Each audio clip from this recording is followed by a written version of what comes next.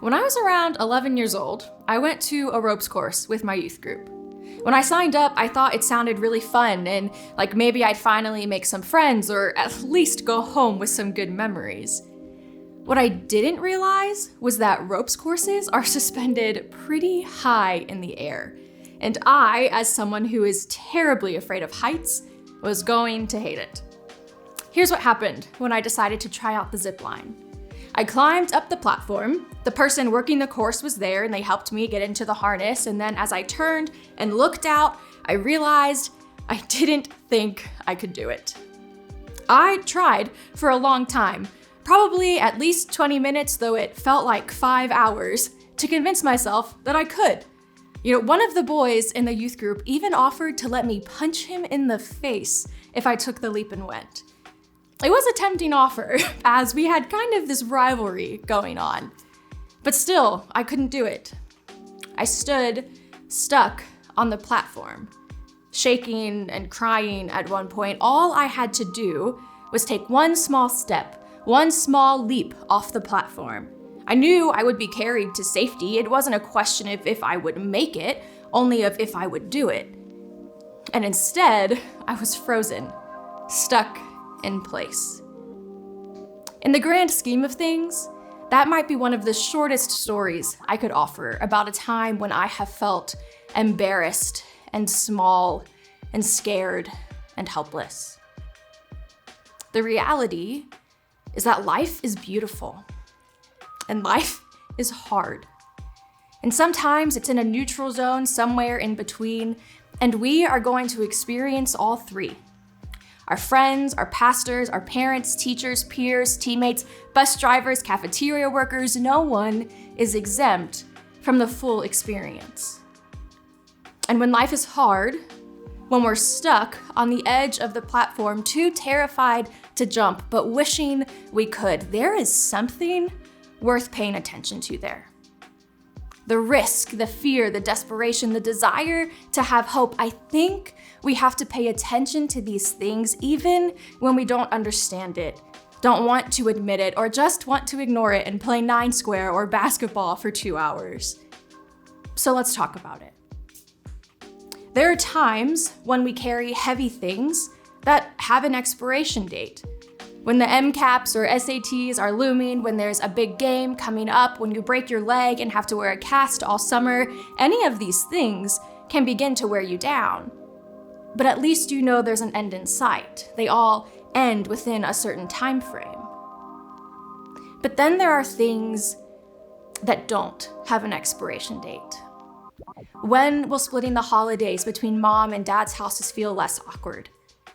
How long until my anxieties stop making my heart race all of the time? Will I ever feel comfortable in my own body again? When will I finally feel like I belong? How long until this brain fog from depression goes away and I can think clearly again? How many more mornings do I have left of waking up, feeling like getting out of bed is impossible and having to do it anyway?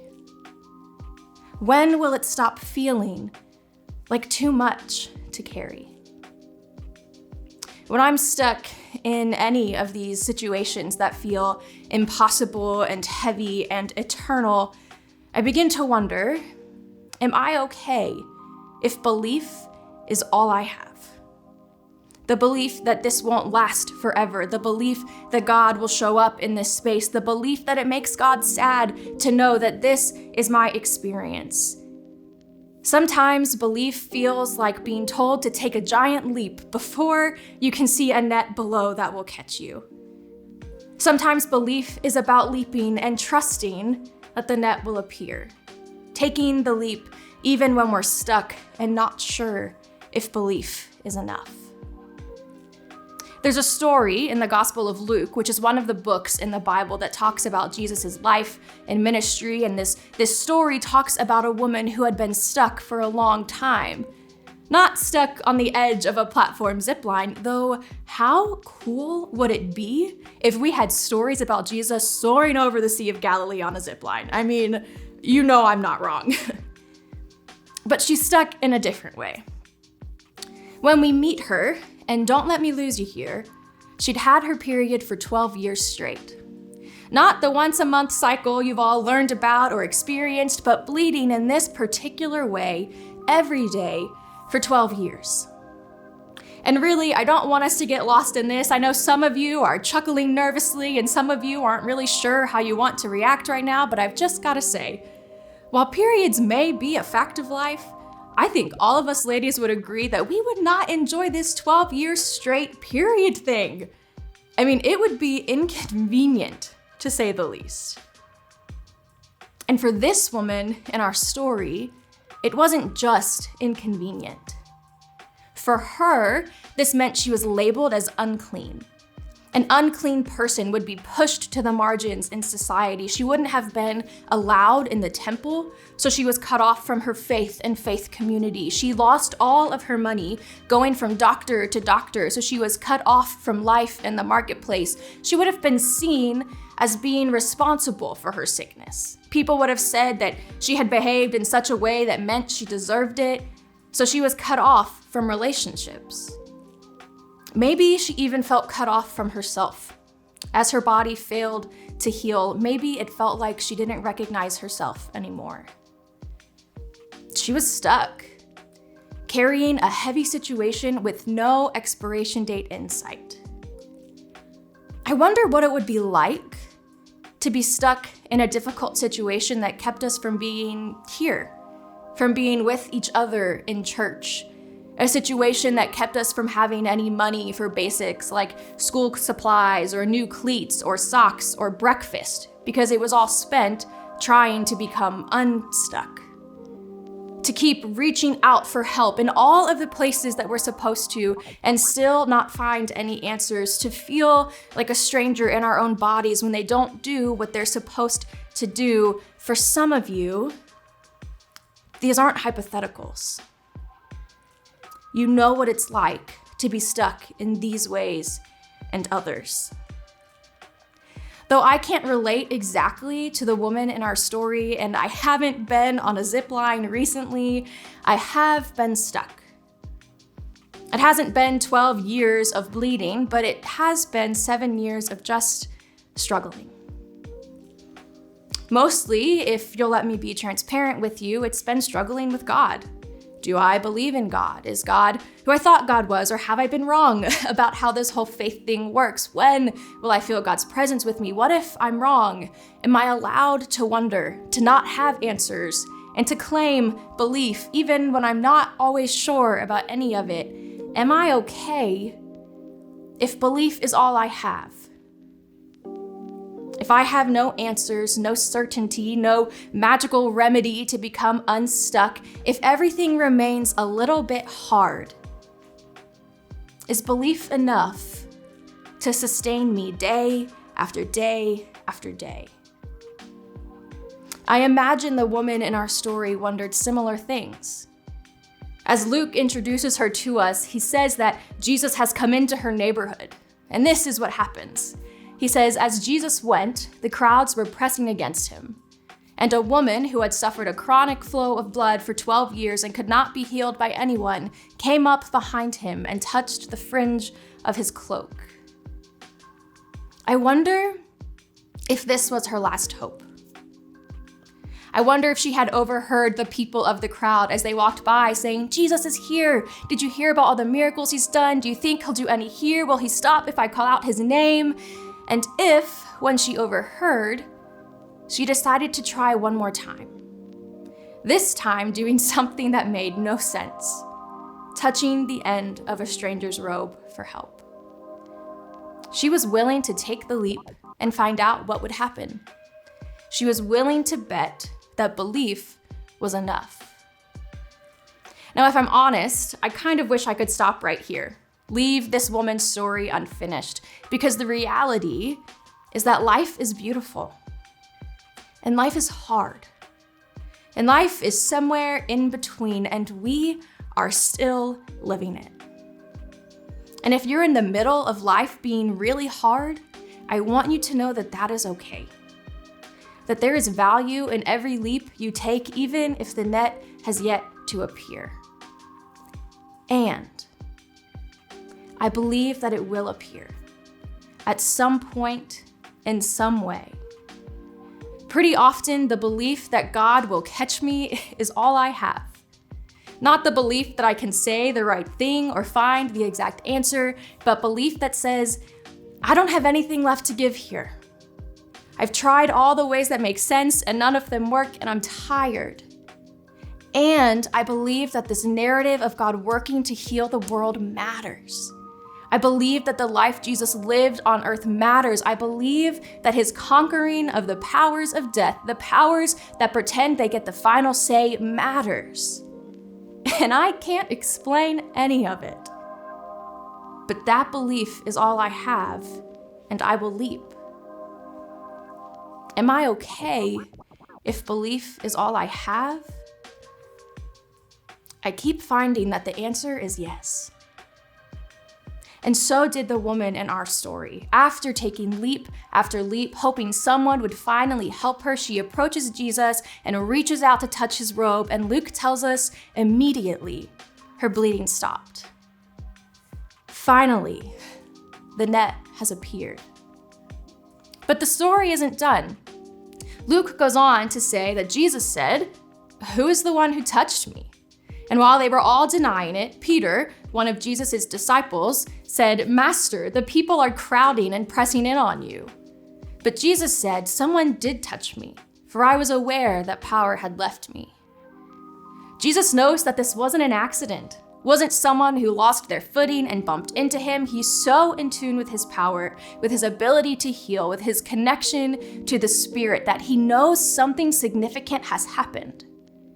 Someone has taken a leap and they have found that the net appeared. Now at this point, the woman realizes that Jesus isn't gonna let this go. So she comes trembling forward, falls down before him, and in front of everyone there, she says that she touched him. She explains why, and she says she was healed instantly. Jesus responds by saying, "Daughter, your faith has made you well. Go in peace." When we are stuck in a situation we didn't ask for, in the midst of depression that won't leave us alone, when we're wondering if it's worth it to keep going, I think of this woman. I think of her determination to keep going, of her desperation for healing, of her long-fought battle for hope for 12 years. I wonder if belief was all she had as she took the leap here with Jesus, believing that reaching out to him mattered. And it was enough. Even though it took a long time and didn't make sense that his robe would provide healing that doctors couldn't, he was always the net waiting to catch her after the leap. Jesus' power, his presence, and her belief that reaching out to him mattered heals her. And he says, "Go in peace." To me, this feels like it's both an invitation, like he's saying, for the first time in a long time, may you go in peace. And it also feels like it's his hope for her moving forward, that she may go in peace even as she still needs to rebuild her life. She still doesn't have any money, still has to figure out how to re-enter society again, will still have to readjust to life without blood to clean up, to hide, to be embarrassed of, and even so, may she go in peace. I don't know if it feels like you have nothing left to give, if it feels like belief is all you have, and if it seems silly to believe that that is enough. And I just want you to know that that's okay. That if things are hard and heavy and nothing seems to help, it's okay to simply believe. Believe that it won't always be like this. Believe that it's not supposed to be like this. Believe that your pain, your struggle, your desperation, it all matters to God. Even when that belief is all you have, I hope you know that it's enough. It's enough to simply keep putting one foot in front of the other, slow as the progress may be. Eventually, you'll be able to take the leap off the platform and you will find that God catches you. Often in ways we don't expect, but in ways that catch us nonetheless. Maybe you already know one small step, one small leap you can take. Maybe it's reaching out to Jesus for hope or healing or comfort for the first time or for the millionth time.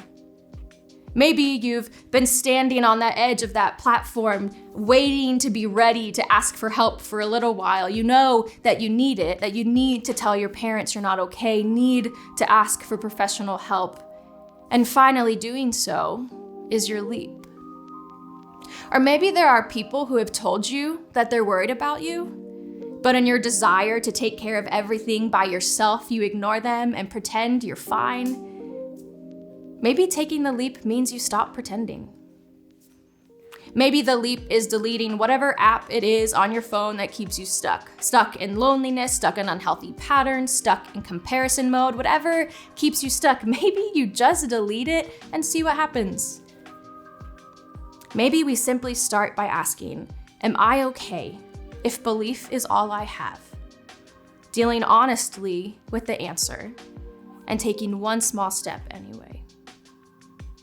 Whatever that looks like for you, may you have the same bravery and stubborn belief that something about Jesus matters, just like the woman from our story. May you find the strength to keep getting up, keep reaching out, keep looking for Jesus around you. May you take the leap and find that the net has appeared. When belief is all you have, may you find that it is enough. And when life is beautiful, when life is hard, and when life is somewhere in between, may you go in peace.